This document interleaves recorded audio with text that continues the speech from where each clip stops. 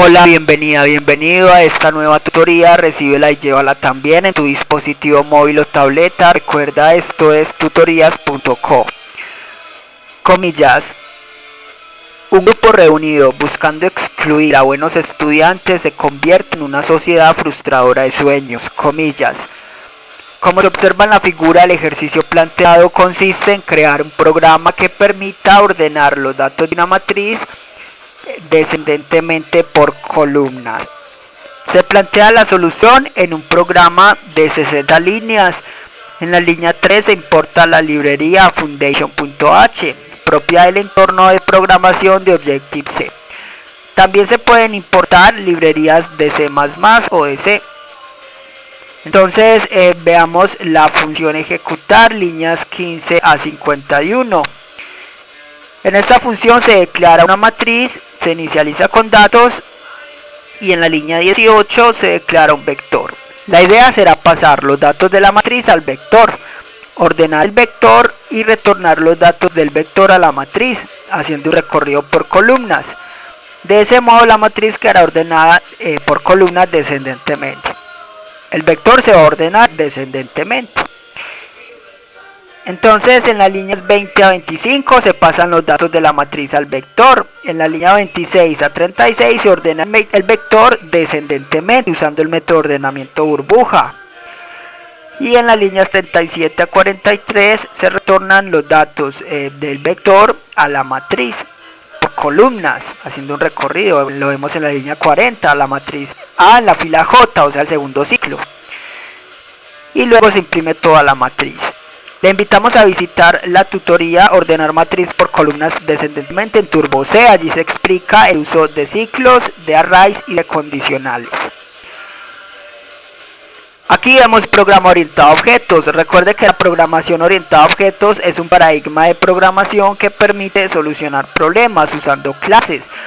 Las clases se componen de atributos y comportamientos. Recuerde que una clase es una entidad que contiene atributos y comportamientos, pero una clase se puede usar a través de objetos. Cada objeto será diferente entre sí.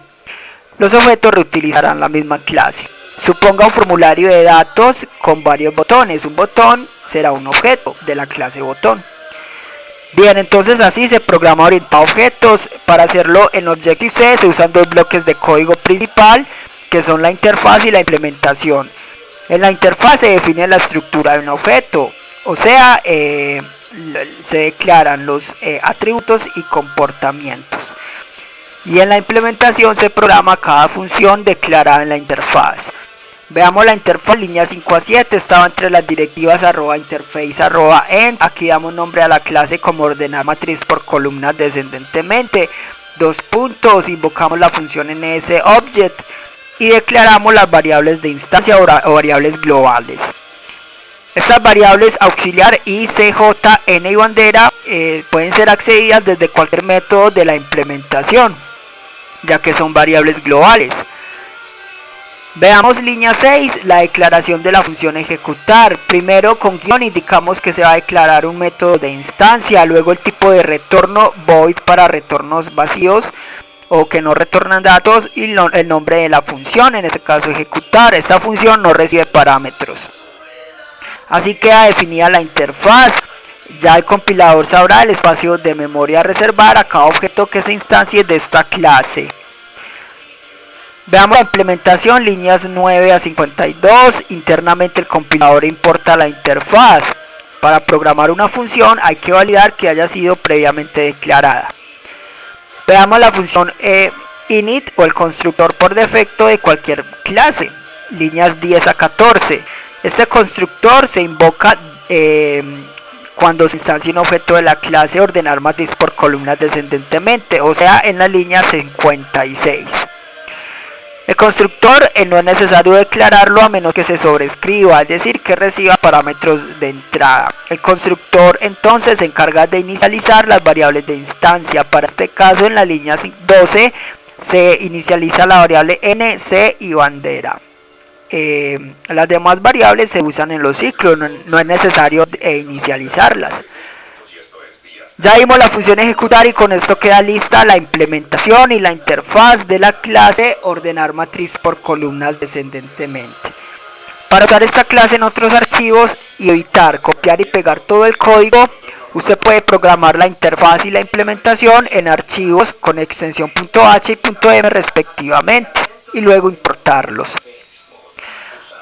Vamos a usar esta clase entonces, línea 54 a 60 en el main, el método de inicio. Vamos a crear un puntero llamado obj. Vamos a hacer que este puntero apunte a un objeto de esa clase, por eso se invoca el método alloc que reserva memoria dinámica y luego al método init que es el constructor por defecto. Con eso queda definida en memoria la estructura de un objeto de la clase ordenar matriz por columnas descendentemente. Para usar esa clase en la línea 57 entre corchetes nombramos el puntero e invocamos la función. Así el compilador irá de la línea 57 a la línea 15 y continúa con la solución del problema. Por último, línea 58, release es un método que se encarga de liberar la memoria dinámica creada. Esta fue la tutoría del ejercicio, crear un programa que permita ordenar una matriz por columnas descendentemente. Repasa la teoría, resuelve nuestro test y practica un algoritmo en el tablero. Si esto te gustó o no, te invitamos a discutirlo y valorar la experiencia de esta tutoría. Recuerda, esto es tutorías.co, trinamos como @tutorías, posteamos en Facebook y Google